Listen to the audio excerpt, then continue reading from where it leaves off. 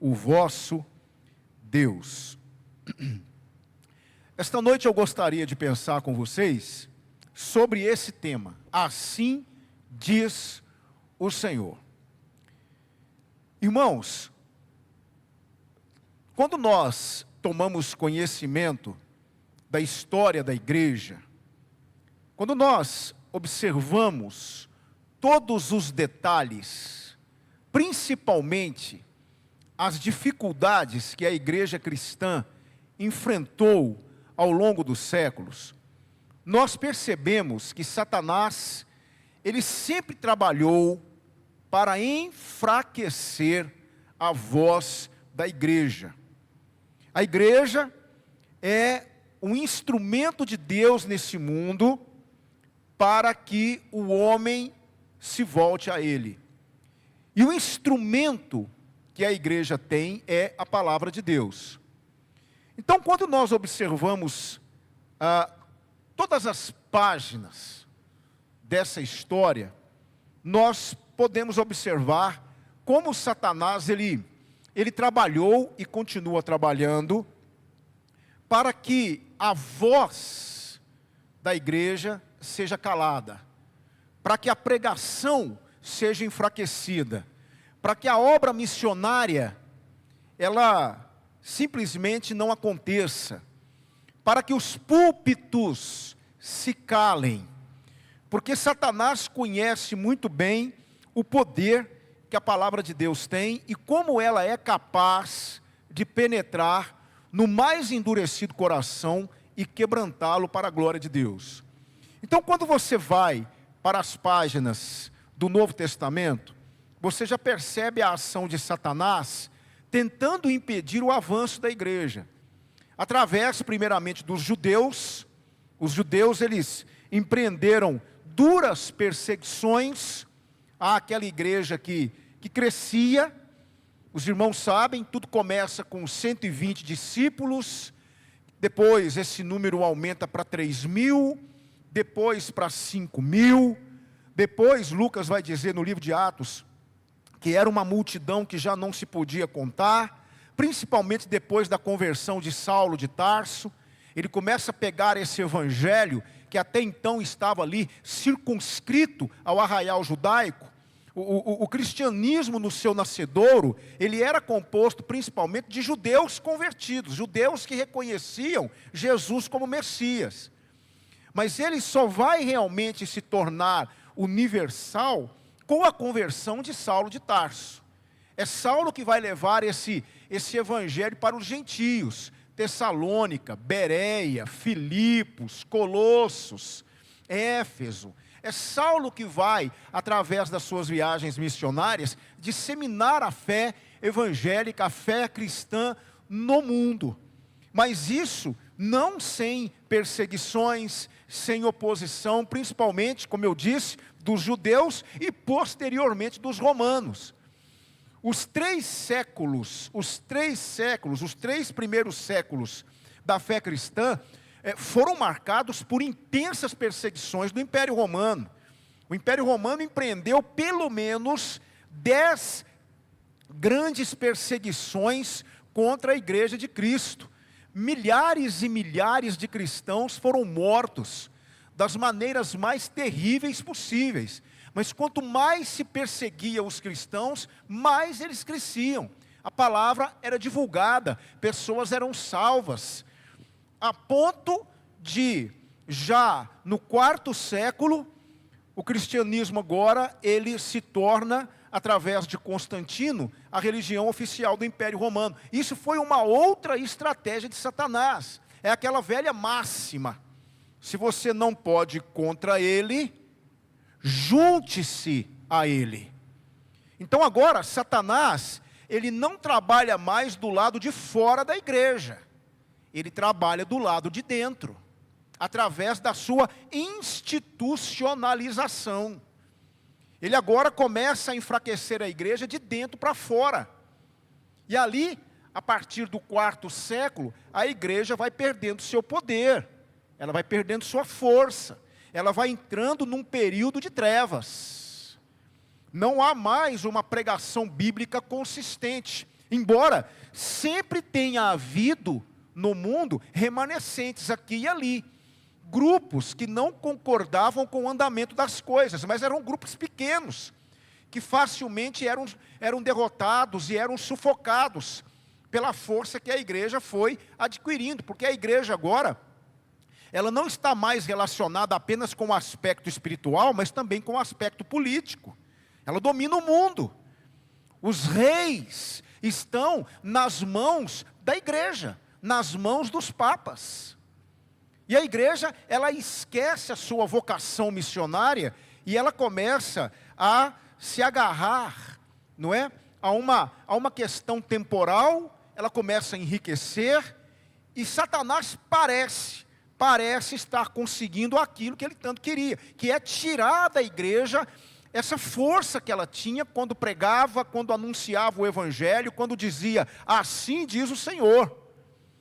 Mas os irmãos conhecem a história. Em 1517, Martinho Lutero, estamos agora nos aproximando de mais um aniversário da Reforma Protestante, no dia 31 de outubro, Martinho Lutero, ele começa a trazer as coisas de volta para o eixo. A princípio ele não quer reformar a igreja, ele não quer dividir a igreja, ele quer apenas reformá-la, mas não tem jeito, ele é excomungado da igreja, ele perde a sua ligação com a igreja, e esse movimento protestante vai ganhando forma, as confissões de fé vão surgindo, e o protestantismo agora surge no mundo como uma esperança.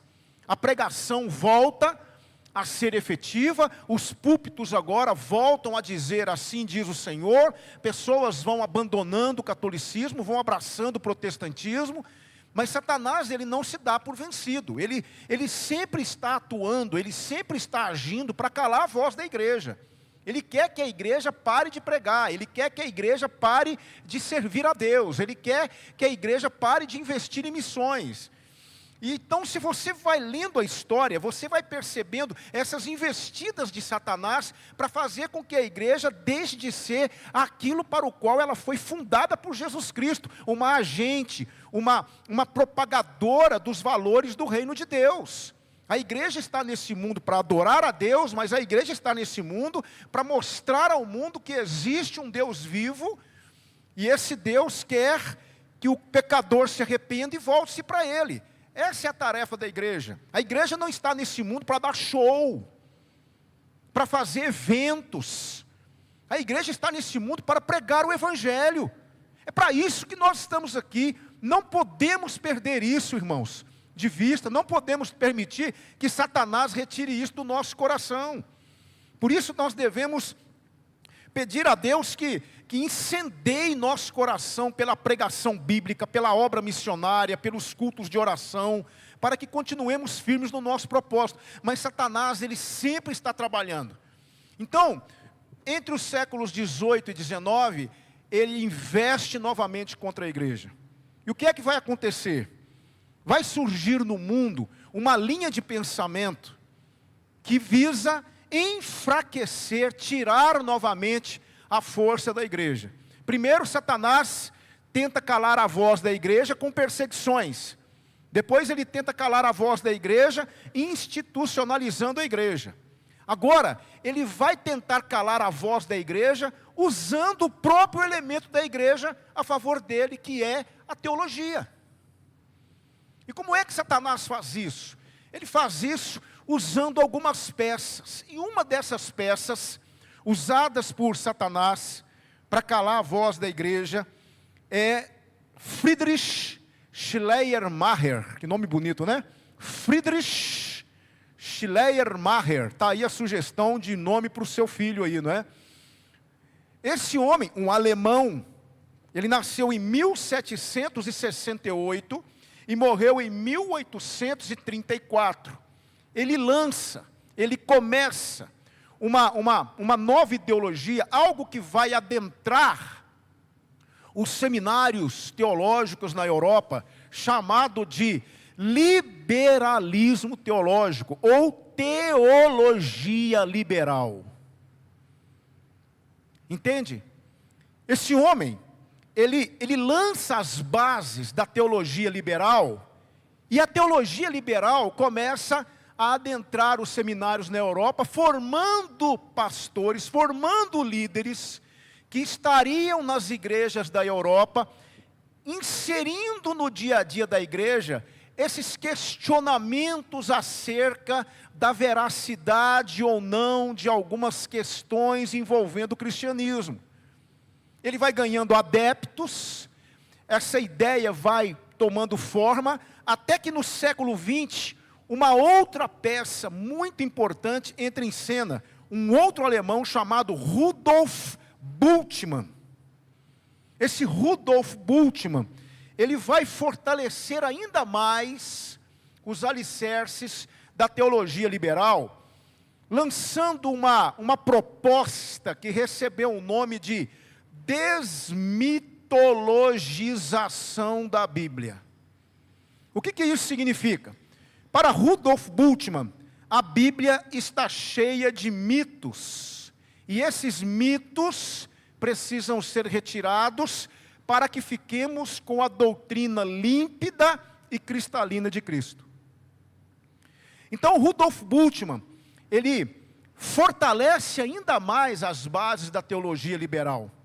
E a Europa começa a entrar em declínio. Meus amados irmãos, a Europa hoje, o berço do protestantismo, onde tudo aconteceu lá no século XVI, onde houve novamente aquela chama da verdade incendiando os corações, a Europa já é considerado um continente pós-cristão. O cristianismo praticamente, ele não existe mais na Europa como quando da reforma protestante e quando dos grandes movimentos avivalistas que surgiram naquele continente. Hoje, templos que antigamente eram igrejas lotadas de pessoas, se transformaram em shopping centers, se transformaram em casas de shows. Você encontra cristãos na Europa? É claro que você encontra. Deus sempre tem aqueles 7.000 que não se dobram para Baal. Ele sempre tem, aqui e ali. Há cristãos sinceros lá. Mas como força, como algo que marca a presença, o cristianismo não existe mais na Europa. Tanto é que o islamismo tem ganhado força e muitos países estão sendo dominados pelo Islã, que tem um trabalho missionário fortíssimo. Eu disse isso recentemente na classe de doutrina da igreja, que os muçulmanos, eles investem pesado na islamização do mundo, enquanto que nós cristãos muitas vezes deixamos a desejar no investimento em missões. Então, irmãos, nós estamos falando de algo perigoso. A teologia liberal, ela começa ali no século XVIII, ela vai século XVIII, século XIX ganhando força, ela entra ao século XX com mais força ainda, através desses grandes expoentes, dentre eles Rudolf Bultmann, Paul Tillich, que também é um grande teólogo liberal, autor inclusive de comentários bíblicos.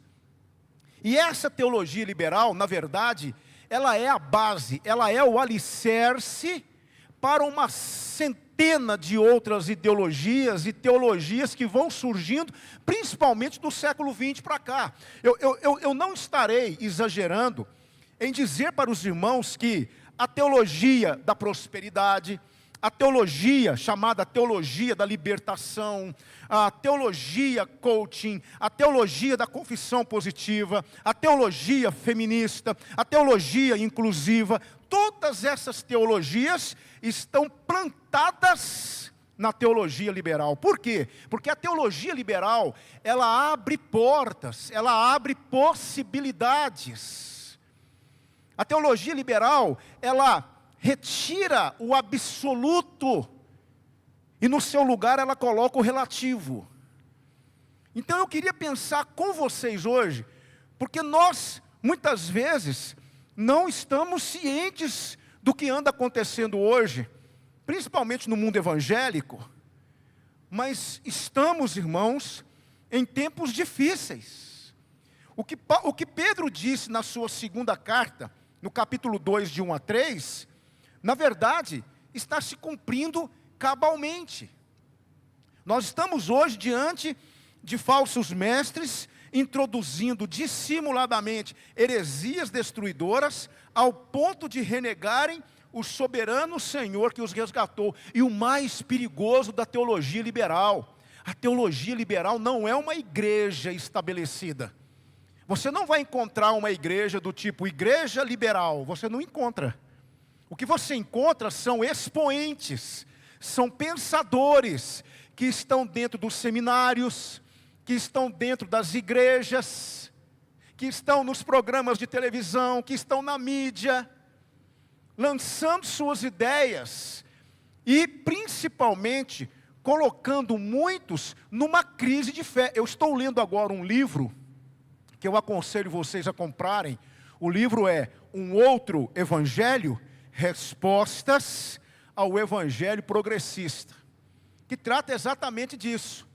E a autora do livro, ela passou por uma crise de fé, porque ela começou a fazer parte de um grupo de estudos, onde o líder era um liberal, e esse liberal começou a colocar dúvidas no coração dessa irmã em Cristo, que graças a Deus voltou à sua base de fé. Mas, irmãos, esse é o perigo da teologia liberal. Porque a teologia liberal não é uma igreja com uma placa luminosa na frente, igreja liberal, não. A teologia liberal está disseminada no evangelicalismo brasileiro e, por que não dizer, no evangelicalismo mundial. Disseminando aqui e ali as suas doutrinas maléficas, levando muitos crentes sinceros a questionamentos que podem produzir neles dúvidas mortais. Então, eu queria pensar com vocês um pouco hoje sobre isso. Quais são, ou o que a teologia liberal questiona? Quais são os principais pontos da teologia liberal? E aqui eu digo, você pode a qualquer momento se encontrar com um liberal. E ele vai apresentar para você alguns questionamentos. E eu queria pensar sobre alguns desses questionamentos que os liberais levantam. Há um bom tempo atrás, eu entrei num debate com um teólogo liberal. Vocês não têm ideia do que é um debate com um teólogo liberal. Os argumentos que eles têm, a forma como eles se apresentam. Eles têm uma boa oratória, uma boa retórica, eles têm muito conhecimento bíblico, mas por trás de toda aquela aparência de piedade, eles começam a disseminar as suas doutrinas destruidoras. E nós, como igreja de Cristo, precisamos nos atentar para os perigos da teologia liberal. E eu quero então pensar a partir de agora sobre alguns dos principais questionamentos dos liberais. A primeira coisa que os liberais questionam é a inerrância das Escrituras. Um liberal não aceita definitivamente que a Bíblia é um livro inerrante. Eles vão levantar questionamentos. Eles questionam a seriedade, não é, da manuscriptologia, eles questionam a seriedade dos intérpretes, eles lançam mão de documentos apócrifos para questionar os livros canônicos, eles questionam a própria história, e eles vão dizer abertamente que a Bíblia é um livro de princípios religiosos, princípios morais, mas que ela está longe de ser inerrante. Há um tempo atrás, um grande nome do Brasil batista, que já se debandou para o lado da teologia liberal, ele disse em um dos seus cultos, que são transmitidos para o Brasil todo, para o mundo todo, que a Bíblia Sagrada é um livro que precisa ser reescrito e relido. Ele disse que, por exemplo, a carta de Paulo a Filemon não atendia às suas necessidades. Ele questionou princípios fundamentais da palavra de Deus em rede nacional. E ele reforçou isso nos diversos programas televisivos dos quais ele participou, dizendo que a Bíblia é um livro que precisa ser relido, reescrito para a realidade atual do mundo. É assim que um liberal pensa. Um liberal, ele não aceita a palavra de Deus como um livro inerrante, completo e suficiente para o nosso coração. Todos nós sabemos, irmãos, todos nós sabemos que o Espírito Santo é aquele que trabalha. Primeiro, ele trabalha na produção da palavra de Deus. É o período da inspiração. Para isso, ele vai usar 40 autores, num período de aproximadamente 1.500 anos, para produzir esse livro. Ele vai falando ao coração do homem as verdades de Deus, incitando o homem a escrevê-las e deixar tudo registrado. É o período da inspiração. Mas ele também trabalha na preservação. Depois que o último livro do Novo Testamento é escrito, por volta do ano 100, 96 a 100, depois de Cristo, que é o livro do Apocalipse, não pense você que esse cânon com 66 livros foi fechado da noite para o dia. Não. Vários concílios foram convocados para isso. Somente no ano 397 depois de Cristo, olha só, 397 depois de Cristo, no concílio de Cartago, é que o cânon é fechado em 66 livros. 39 no Antigo Testamento e 27 no Novo Testamento. Diversas literaturas apócrifas foram produzidas, tanto no Antigo Testamento quanto no Novo Testamento. Então, os liberais questionam essas questões. Eles vão levantar dúvidas sobre alguns elementos históricos da narrativa bíblica. Ele vai levantar dúvidas, por exemplo, sobre algumas supostas contradições que aparecem no texto sagrado. Por que é que Mateus diz que os dois salteadores blasfemavam e Lucas diz que só um? Eles vão começar a lançar dúvidas, pegar estas supostas, eu repito, supostas contradições e usá-las a favor deles para dizer que a Bíblia é um livro que está cheio de erros. Meus amados irmãos, existem mais de 5.000 manuscritos da palavra de Deus espalhados pelos museus e bibliotecas do mundo. Quando você pega esses manuscritos, principalmente os manuscritos do Mar Morto, chamados de manuscritos de Qumran, e você compara com as traduções atuais da Bíblia, você percebe que a palavra de Deus tem aproximadamente 96% de exatidão. Ah, pastor, mas os outros 4%? Os outros 4% não comprometem a essência. São colocações dos copistas. É uma palavra que um tradutor escolhe para colocar num determinado texto das Escrituras. Nada compromete a essência da palavra de Deus. Quando você vê a palavra de Deus com esses 66 livros, ela é perfeita, ela se fecha, ela se completa, ela não cabe nem mais um alfinete, ela é perfeita do início ao fim, e é por isso que Paulo diz que ela é poder de Deus para a salvação de todo aquele que crê. Então nós estamos falando de um livro, irmãos, um livro inerrante, um livro infalível, mas os teólogos liberais, eles não aceitam essa apologia que fazemos em prol do texto sagrado. Eles vão apresentar os seus argumentos, e eles usam um método de interpretação muito perigoso. O método de interpretação dos liberais é o método histórico crítico. Eles criticam, eles vão olhar as traduções, eles vão procurar erros, e eles lançam mão desses supostos erros para colocar em xeque essa doutrina, ou pelo menos essa certeza que temos de que a Bíblia é inerrante. O método que nós usamos e devemos usar é o método histórico gramatical. O que é isso, pastor? É você entender a palavra ali no original. Você lança a mão do texto no original e ali você faz a sua interpretação. Esse é o método correto de interpretação da Bíblia. Então, uma das coisas que os liberais, eles questionam é a inerrância das Escrituras. Veja só o que a palavra de Deus vai dizer acerca disso. Provérbios 30, versículos 5 e 6, a palavra diz: toda a palavra de Deus é pura, escudo é para os que confiam nele. Nada acrescentes às suas palavras, para que não te repreenda e sejas achado mentiroso.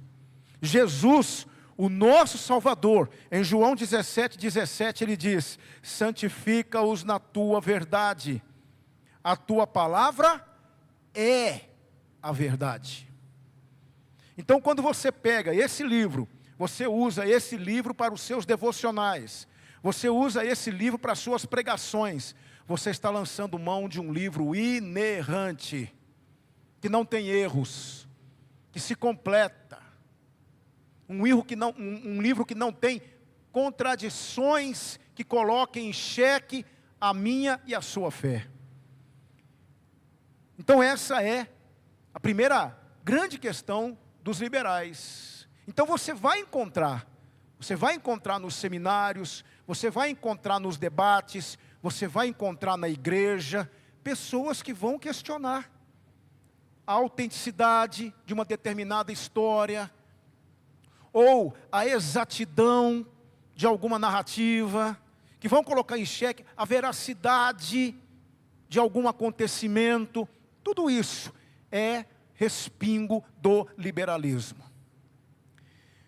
Mas existe uma outra coisa que os liberais contestam. Se eles contestam a inerrância bíblica, é óbvio que eles vão contestar também o quê? Os milagres registrados na Bíblia.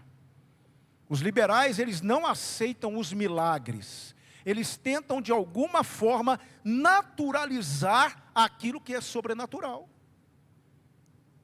Conta-se uma história de um desses liberais. Ele estava, numa universidade, dando uma palestra. E havia ali no meio da plateia alguns crentes, ouvindo a palestra daquele liberal, e ele tentou de alguma forma apresentar algumas possíveis explicações para a abertura do Mar Vermelho. E ele começou a dar algumas explicações que estão relacionadas com a geografia, com o clima, com a estação do ano. Ele começou a tornar puramente natural e explicativo aquilo que eu e você sabemos que é um ato do poder soberano do nosso Deus. E quando ele disse isso, que na verdade o mar não se abriu, que essa história de que os filhos de Israel atravessaram o mar a pés enxutos, que isso aí é apenas uma forma que foi escolhida pelo escritor de Êxodo, né? Que também para eles é contestável, sobre a questão dos hebreus terem atravessado, que esse é um processo, um fenômeno que acontece naquela região de tantos em tantos anos, mas que na verdade não houve nada disso, que o mar não se fechou, que não houve nenhum milagre ali. Uma senhora na plateia não resistiu, levantou a mão e disse assim: eu quero dizer para o senhor que agora eu creio ainda mais na palavra de Deus. E o liberal olhou, deu uma risadinha e disse: por que a senhora diz isso? Aí ela disse: olha, o senhor está dizendo aí, porque ele havia dito isso, que na verdade os filhos de Israel atravessaram o mar num punhado de água de aproximadamente 20 a 30 centímetros, que dava assim, no tornozelo, que não era pés enxutos, que eles molharam os pés, aproximadamente uns 20 a 30 centímetros. Aí aquela senhora disse assim: pois agora eu creio mais ainda na palavra de Deus, porque a Bíblia diz que os egípcios morreram todos eles afogados no mar, e para morrer afogado em 30 centímetros de água, aí é que é milagre mesmo. Então isso é a cabeça de um liberal. O liberal vai dizer, por exemplo, que Jesus não multiplicou 5 pães e 2 peixes, e alimentou uma multidão de aproximadamente, poderíamos dizer, de 8 a 10 mil pessoas. Eles vão dizer, por exemplo, que ali houve uma sensibilização, uma comoção geral, pelo ato, pela atitude daquele rapazinho, que entregou 5 pães e 2 peixes para André, e aquilo moveu todo mundo de uma compaixão, aquilo contagiou todo mundo e cada um começou a dar o que tinha e foi alimentando um ao outro, e no final, na verdade, foram as próprias pessoas que alimentaram umas às outras por conta do exemplo do rapazinho. Mas não é isso que o texto bíblico está dizendo. Tanto é que chegaram diante de Jesus: não tem o que comer para essa gente. Eles vão tentar naturalizar, dizendo que Jesus não andou por cima do mar. Ele, na verdade, havia ali algumas faixas de areia, coisas desse tipo que eles vão tentando criar para tirar o efeito miraculoso das narrativas bíblicas. Os liberais, eles questionam os milagres da palavra de Deus. E aí nós vamos para a Bíblia. Aqui na Bíblia, em João 20, na palavra de Deus, versículo 30 e 31, diz assim: Jesus, pois, operou também em presença de seus discípulos muitos outros sinais que não estão escritos nesse livro. Estes, porém, foram escritos para que creiais que Jesus é o Cristo, o Filho de Deus, e para que, crendo, tenhais vida em seu nome. João registrou os milagres e disse que Jesus fez muitos outros. Irmãos, onde não há milagres, não há necessidade de fé. E sem fé é impossível agradar a Deus. Eu creio nos milagres de Deus, e você? Eu creio que o mar vermelho se abriu. Eu creio, como aquela garotinha que estava ouvindo a professora zombar do que aconteceu com Jonas. Vocês realmente acreditam nisso? Que um grande peixe engoliu Jonas? A garotinha disse: eu creio tanto, mas tanto, que se a Bíblia dissesse que Jonas engoliu o grande peixe, eu acreditava. Eu creio nos milagres de Deus. Eu creio, irmãos, que o meu Jesus, o seu Jesus, andou por sobre as águas. Eu não tenho nenhuma explicação científica para isso, porque eu não preciso. Eu creio. Mas os liberais, eles querem, lembra de Rudolf Bultmann? Desmitologização da Bíblia. Eles querem tirar o que é mito, aquilo que é fantasioso, e querem ficar apenas com os princípios morais da palavra de Deus. Outra questão que os liberais questionam: a ressurreição de Jesus Cristo. Para os liberais existem uma centena de explicações para mostrar que na verdade Jesus não ressuscitou, porque na verdade ele não morreu. Ele teve uma síncope, ele teve um desmaio por conta dos seus intensos sofrimentos na cruz. Ele foi colocado no túmulo desmaiado e lá dentro ele recobrou a consciência. Essa pode ser a explicação para a ressurreição de Jesus. Outros vão dizer que na verdade ele ressuscitou na mente dos discípulos.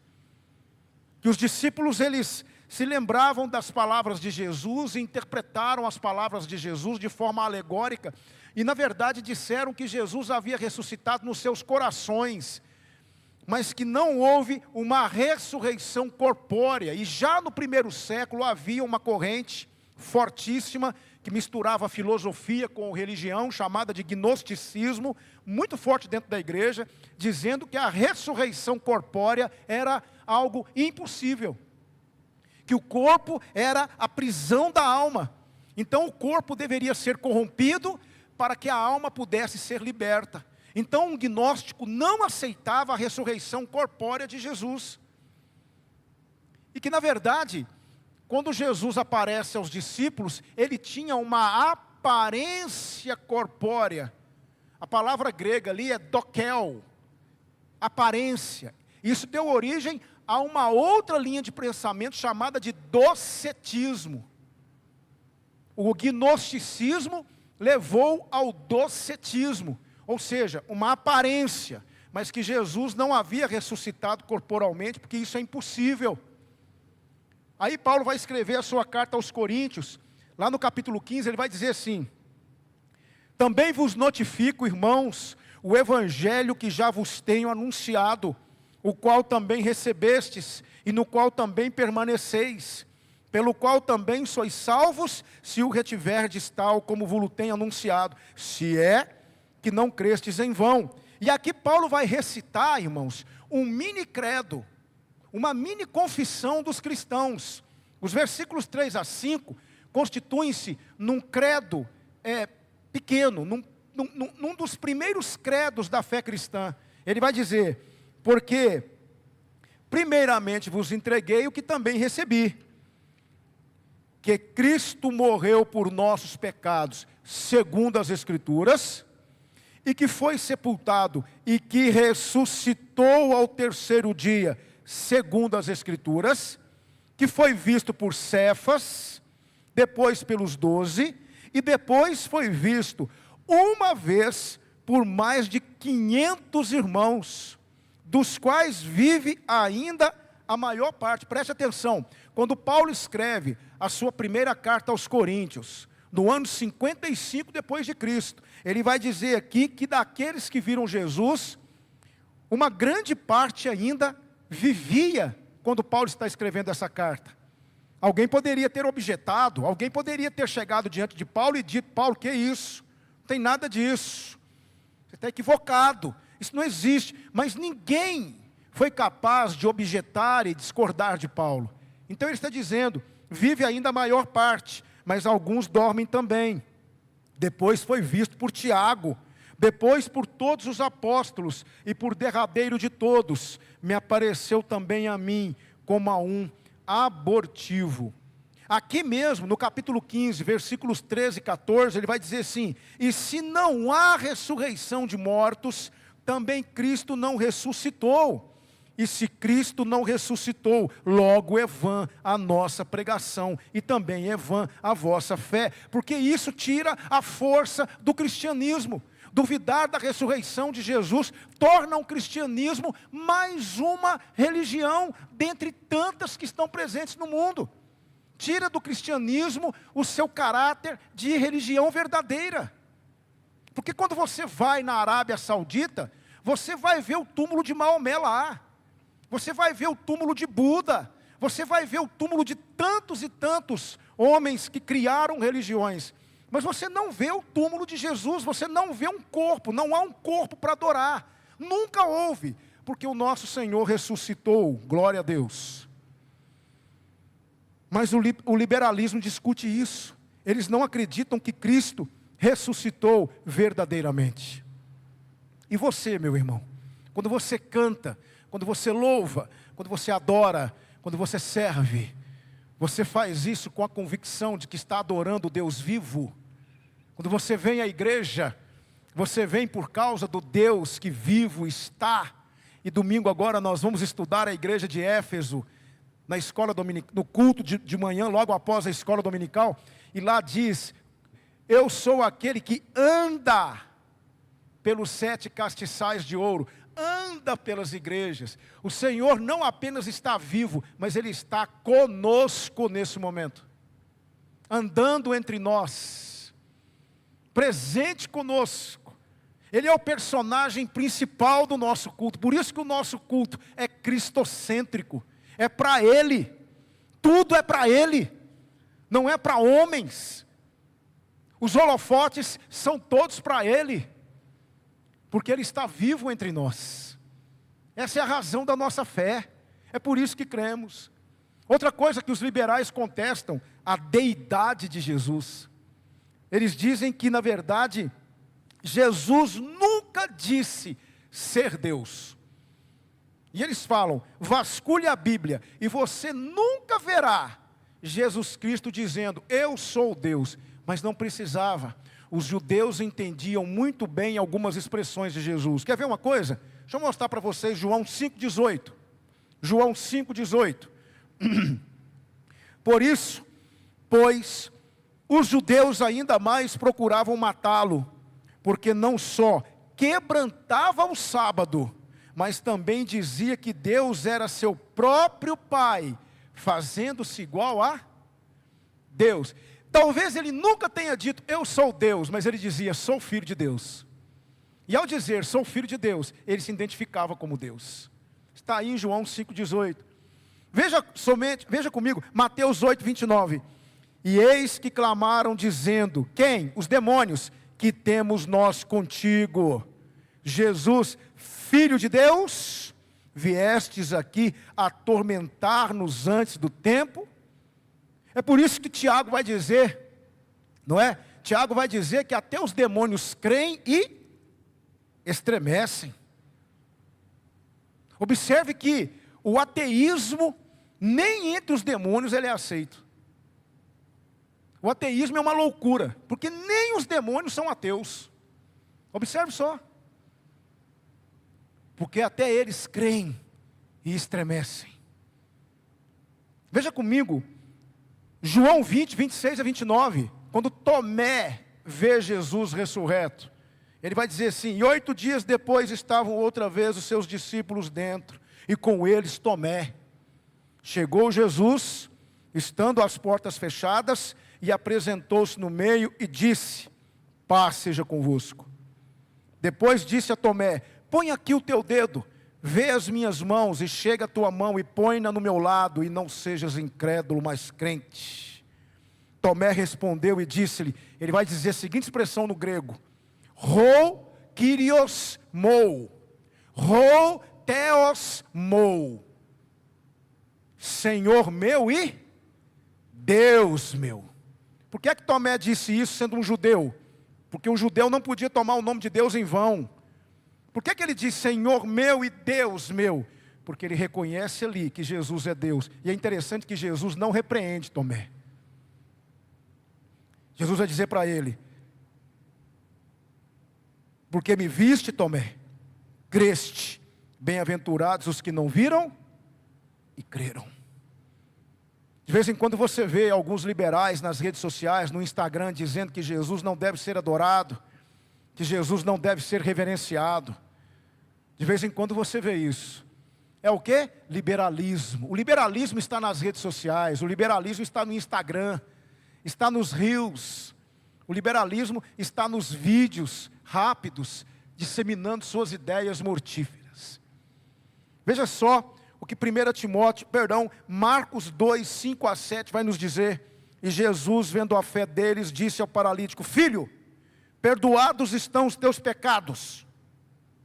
E estavam ali assentados alguns dos escribas que arrazoavam em seus corações, dizendo: por que diz este assim blasfêmias? Quem pode perdoar pecados, senão Deus? Por que é que Jesus perdoava pecados, irmãos? Porque Ele é Deus. Veja comigo, 1 Timóteo capítulo 2, versículo 3. Porque isto é bom e agradável diante de Deus, nosso Salvador. Quem é o nosso Salvador? É o Deus Filho? É Deus. Olha só Atos 20, 28. Olhai, pois, por vós e por todo o rebanho sobre que o Espírito Santo vos constituiu bispos, para apacentardes a igreja de Deus, que Ele resgatou com seu próprio sangue. Entende, irmãos? Por que é que nós cantamos louvores a Jesus? Por que é que nós oramos a Jesus? Por que é que nós adoramos a Jesus? Porque Ele é Deus conosco. Outra coisa que os liberais contestam, estou caminhando para o final, irmãos, segunda volta de Cristo à Terra. Os liberais são universalistas. Eles não veem espaço para um Deus de justiça que vai punir os pecadores. Os liberais não acreditam que Cristo voltará a essa terra. Não haverá uma segunda volta. O que haverá é uma renovação do pensamento. Eles não acreditam.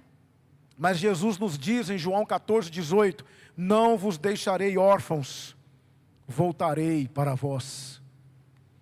A palavra de Deus nos diz em Atos 1, 10 e 11: e estando com os olhos fitos no céu, enquanto ele subia, eis que junto deles se puseram 2 homens vestidos de branco, os quais lhes disseram: homens galileus, por que estáis olhando para o céu? Esse Jesus que dentre vós foi recebido em cima no céu, há de vir, assim como para o céu os vistes ir. Quais são então as consequências do liberalismo para a fé cristã? E aqui eu caminho para o final. Primeira coisa, o liberalismo, ele traz relativismo. Tudo é relativo, não há mais absolutos. A ortodoxia da mensagem bíblica passa a ser questionada. Por isso, a igreja de hoje anda às voltas com grupos que querem modernizar a igreja, torná-la adequada à pós-modernidade. Por isso que hoje, questões como vícios, jogatina, sexo antes do casamento, santidade, família tradicional, são puramente subjetivos no tocante ao que a Bíblia ensina. Por isso que hoje, pecado não é mais tratado como pecado. Por isso que hoje há uma glamorização do pecado. Há uma suavização da mensagem contra o pecado. O pecado hoje recebe outros nomes: dificuldade, fraqueza, problema. Não se trata mais pecado como pecado, irmãos. Hoje você não vê mais um pregador dizer, assim diz o Senhor.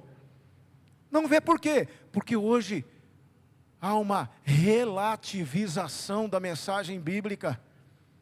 Eu vi recentemente agora um pastor dizer que alguns expoentes da fé, alguns pregadores bíblicos, são instrumentos de Satanás. E ele disse, Augustus Nicodemos, e ele começou a dar nome aos bois na pregação dele. E ele começou a dizer, Augustus Nicodemos, instrumento de Satanás. Hernandes Dias Lopes, instrumento de Satanás. E ele foi falando uma meia dúzia de nomes. Por quê? Porque na ideia desse pastor, você não pode pregar sobre pecado, você não tem que falar de juízo, você não tem que falar de inferno, você tem que falar de amor, amor, amor, porque Deus é amor, Deus é amor. Eu concordo, Deus é amor, mas Deus também é justo. Deus não é um ser desequilibrado. Deus não é um Deus que tem alguns de seus atributos maiores do que outros. O nosso Deus é tanto amor quanto justo, e Ele é tanto justo quanto amor. Mas eles acham que pregar contra o pecado e confrontar o pecador é ser um instrumento de Satanás. O que é isso? Liberalismo, relativização. É por isso que a teologia motivacional tem ganhado espaço. As pessoas querem chorar. As pessoas querem ir para casa levitando, com a alma lavada, chorando. Querem chorar, chorar, chorar, numa espécie de catarse emocional. Elas querem colocar para fora tudo aquilo que as reprime. E elas querem chorar. Aí elas vão num culto onde há uma pregação bíblica. Isso não vai acontecer. Ou melhor, pode até acontecer, mas é raro. Porque não há um investimento nisso. Nós não estamos aqui para emocionar você. Nós estamos aqui para confrontar você com a palavra de Deus. Assim diz o Senhor. Porque é isso que muda o caráter, é isso que muda a história. Agora, vamos apagar as luzes. Apaguem as luzes. Coloque ali, Rogério, uma música de fundo. Eu vou diminuir o impacto da minha voz. Vou começar a falar sussurrando. Eu garanto que em 5 minutos você está chorando. Mas eu pergunto para você, é isso que vai curar você, meu irmão? É isso que vai sarar você? Agostinho de Hipona, ele disse uma coisa muito importante. Ele disse, não está aqui, eu deveria ter colocado. Ele disse assim, feriste-me. Agostinho de Hipona, um dos grandes teólogos da igreja. Ele disse, feriste-me o coração com a palavra. Desde então te amei. Feriste-me o coração com a palavra, desde então te amei.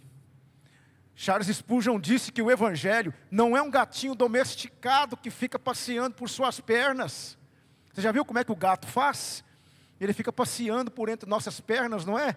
Com aquele pelinho lisinho dele, ai que gostosura, não é? Charles Spurgeon disse, o evangelho não é um gatinho domesticado que passeia entre suas pernas. O evangelho é um leão enjaulado. Abra a jaula, que o leão faz o resto. Isso é o evangelho. Teve uma menina, uma jovem que deixou registrado um descontentamento dela. Ela disse, estou cansado Estou cansada de ir nessas igrejas onde o pastor vive dizendo que eu posso, que eu consigo, que eu vou ser, que eu nasci para vencer, que eu nasci para isso, que eu nasci para aquilo. Por favor, me chame de raça de víboras. É isso que eu quero ouvir. Me chamem de raça de víboras. Porque essa era a mensagem de João Batista. Essa era a mensagem de Jesus, escribas e fariseus e hipócritas. Então, qual é o grande perigo da fé liberal? É o relativismo. Aqui eu vou ler alguns textos para vocês. 1 Coríntios 14, 8. Por que o relativismo é perigoso? Porque a igreja, ela se perde. Ela perde a sua autoridade. Paulo vai dizer em 1 Coríntios 14, 8. Se a trombeta der sonido incerto, quem se preparará para a batalha? Provérbios 22, 28. Não removas os antigos limites que teus pais fizeram. Tiago capítulo 4, versículo 4, acabei de dizer. Veja só, adúlteros e adúlteras. Gente, se a palavra de Deus está dizendo, não sou eu. Assim diz o Senhor. Adúlteros e adúlteras, não sabeis vós que a amizade do mundo é inimizade contra Deus. Portanto, qualquer que quiser ser amigo do mundo, constitui-se inimigo de Deus. Veja só, João 18, 37. Disse-lhes, pois, Pilatos, logo tu és rei? Jesus respondeu, tu dizes que eu sou rei. Eu para isso nasci, e para isso vim ao mundo, a fim de dar testemunho da verdade. Todo aquele que é da verdade, ouve a minha voz. Seja ela dura, seja ela indigesta. Quem é da verdade vai ouvir a voz de Jesus. João 14, 6, disse-lhe Jesus, eu sou o caminho, a verdade e a vida. Ninguém vem ao Pai senão por mim. Por mais que Jesus seja duro, Ele é o caminho. Pedro vai dizer isso, para onde iremos nós? Só tu tens palavras de vida eterna. Outra questão que eu já falei é o universalismo. Não é todo liberal, ele vai ensinar uma universalidade desse momento final, não é? João 3,36, ao contrário disso, Jesus diz, aquele que crê no Filho, tem a vida eterna, mas aquele que não crê no Filho, não verá a vida, mas a ira de Deus sobre ele permanece. Outra coisa que surge com o liberalismo, seitas, heresias destruidoras. Você pode observar que a maioria das seitas, elas têm algum tipo de questão defendida pelo liberalismo. Diminuição da pessoa de Cristo, diminuem alguma coisa da pessoa de Cristo. Não acreditam na ação do Espírito Santo, são exclusivistas. Somente eles vão ser salvos. Todos os outros estão errados, somente nós estamos certos. As seitas, elas estão plantadas no liberalismo. Outra questão, aqui Jesus diz, quem crê em mim, como diz as Escrituras, rios de água viva correrão em seu ventre. Outra questão que o liberalismo provoca, ecumenismo. É outra proposta do liberalismo, a união de todas as crenças é possível, porque cada crença tem algo de valor a oferecer. Os liberais não veem o cristianismo como a revelação máxima de Deus, mas apenas como mais uma entre tantas expressões de fé. Mas a palavra de Deus nos diz em Amós 3,3, porventura andarão dois juntos, se não estiverem de acordo? O ecumenismo é uma bandeira do liberalismo, o ecumenismo é uma farsa, irmãos. Não devemos concordar e aceitar o ecumenismo, porque o ecumenismo é outra das propostas do liberalismo. Eles também racionalizam a fé. Para um liberal, a fé, na verdade, é um modo de vida, um estilo. O cristianismo é apenas um modelo para uma sociedade melhor. Nada de transcendente no cristianismo, espiritual ou pós-morte. A visão de fé é algo para o aqui e o agora, mas Hebreus 11:1 diz o contrário. Ora, a fé é o firme fundamento das coisas que se apresentam, que se esperam, e a prova das coisas que não se veem. 1 Coríntios 15:19, Paulo diz, se esperamos em Cristo somente nessa vida, somos os mais miseráveis de todos os homens. Outra coisa que os liberais defendem, ideologias. Aqui eu falo para vocês, feminismo, ideologia de gênero, linguagem neutra, teologia inclusiva e tantas outras coisas são frutos do liberalismo. Tudo isso é algo que está diante de nós para lidarmos. Aí entra 1 Timóteo 4, 1 e 2, quando Paulo diz: mas o Espírito expressamente diz que nos últimos tempos apostatarão alguns da fé, dando ouvidos a espíritos enganadores e a doutrinas de demônios, pela hipocrisia de homens que falam mentiras, sendo cauterizada a sua própria consciência. No livro Cristianismo e Liberalismo, J.G. Machen, ele diz o seguinte: o liberalismo representa a fé na humanidade, ao passo que o cristianismo representa a fé em Deus. O primeiro não é sobrenatural, o último é absolutamente sobrenatural. Um é a religião da moralidade pessoal e social, o outro, contudo, é a religião do socorro divino. Enquanto um tropeça sobre a rocha de escândalo, o outro defende a singularidade de Jesus Cristo. Um é inimigo da doutrina, ao passo que o outro se gloria nas verdades imutáveis que repousam no próprio caráter e autoridade de Deus. Por isso, eu tenho uma aplicação para a nossa vida nessa noite. Algo para a gente aplicar, algo para nós realmente pensarmos e vivenciarmos. Fuja do liberalismo. Entregue-se sem medo à verdade de Deus. Assim diz o Senhor, é a nossa bandeira. Não se entregue, não se renda. Aqui eu tenho 3 frases de autores cristãos. Uma eu confesso que não sei bem o autor, mas aqui tem 3 frases. A primeira: os que pregam a teologia liberal são ladrões, roubam de Deus sua soberania, de Jesus sua divindade, do Espírito Santo seu ministério, dos milagres sua credibilidade, de Maria sua virgindade, dos apóstolos sua autoridade, da igreja sua história, do novo nascimento sua necessidade. A outra frase: liberalismo é o aborto da verdade. E agora mais uma frase de J.G. Machen: um exame dos ensinos do liberalismo em comparação com os do cristianismo mostrará que em todos os pontos os dois movimentos estão em absoluta oposição. Fuja do liberalismo. Se você estiver diante de alguém que professa algumas dessas questões e defende, não tenha vergonha de dizer para ele: assim diz o Senhor. Arrependa-se, volte à fé bíblica. Abandone esse conjunto de embaraços e de armadilhas que Satanás tem colocado diante de você. Fuja do liberalismo, porque ele tem destruído a fé. Ele tem tirado muita gente da igreja. Ele tem enfraquecido a igreja de Cristo. Eu repito, 70%, e eu acredito que eu não estou exagerando, 70% da pregação de hoje é uma pregação morta.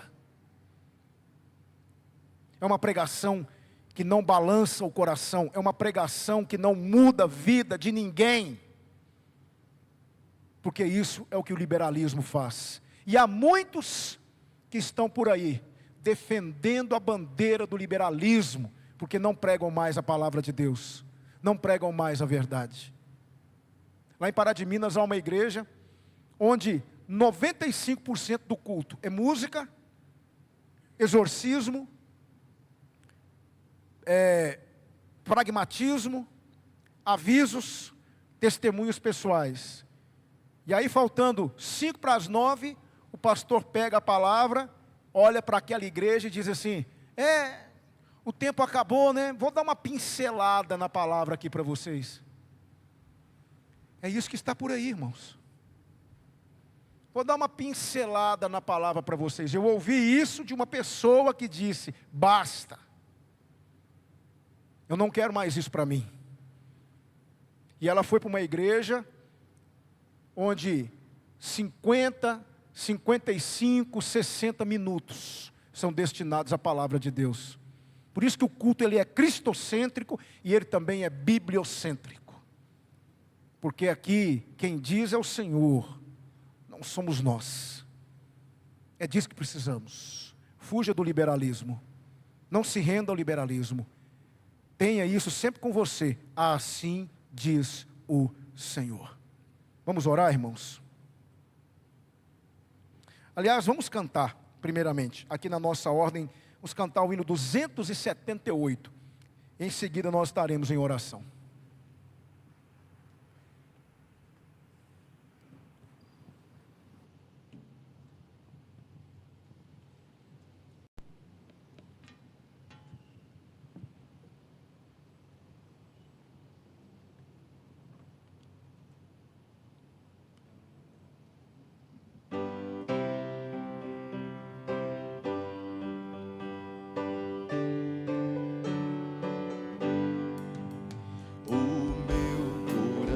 Sofredor, descanso seguro encontrou, seguindo os conselhos de amor do Pai que do mal me chamou.